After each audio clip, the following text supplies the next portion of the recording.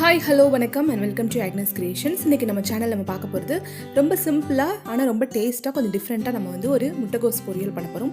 நார்மலாக பண்ணுற முட்டைகோஸ் பொரியல் மாதிரி இல்லாமல் இது ரொம்ப ஈஸியாகவும் இருக்கும், ஆனால் சாப்பிட்றதுக்கு ரொம்ப டேஸ்ட்டாகவும் இருக்கும். நீங்களும் ட்ரை பண்ணி பாருங்கள். முதல்ல நம்ம இந்த மாதிரி முட்டைகோஸை கட் பண்ணி எடுத்து வச்சுக்கணும். அப்புறம் பாலக்கீரை அதையும் வந்து நமக்கு நல்லா கழுவிட்டு கட் பண்ணி வச்சுக்கணும். அப்புறமா ஒரு வெங்காயம், 2 பச்சை மிளகாய், கொஞ்சமாக கருவேப்பிலையும் எடுத்து வச்சுக்கலாம். இப்போ நம்ம ஒரு கடாய் வச்சு கடாய் நல்லா சூடானதும் ஒரு 2 டீஸ்பூன் அளவுக்கு எண்ணெய் விட்டுக்கணும். எண்ணெய் வந்து கொஞ்சம் சூடானதுக்கப்புறமா கடுகும் ஜீரகமும் போட்டு கொஞ்சம் பொரிய விடணும். இதெல்லாம் பொரிஞ்சதுக்கப்புறமா நம்ம எடுத்து வச்சுருக்கிற வெங்காயம், கருவேப்பிலை, பச்சை மிளகாய் எல்லாம் சேர்த்து கொஞ்சம் இந்த வெங்காயம் பச்சை வாசனை போகிற வரைக்கும் நல்லா வதக்கிக்கணும். வெங்காயம் வதக்கும் போதே கூடவே கொஞ்சமாக பெருங்காயத்தூளும் உப்பும் சேர்த்து நம்ம வதக்கிக்கணும்.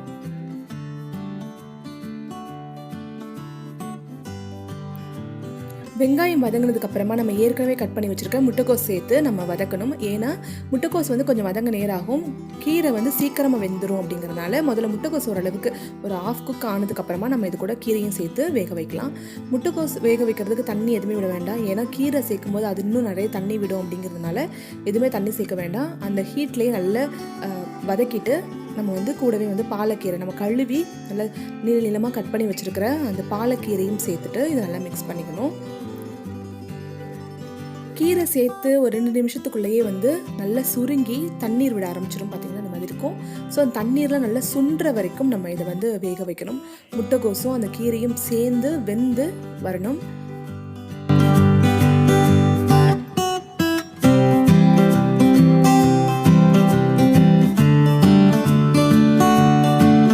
பாலக்கீரை வச்சுட்டு நம்ம பாலக் தால் பண்ணலாம், அப்புறம் பாலக் பன்னீர் பண்ணலாம். அதோட ரெசிபீஸ்லாம் வந்து நான் டிஸ்கிரிப்ஷன் பாக்ஸில் கொடுத்துருக்கேன், நீங்கள் அதையும் பாருங்கள்.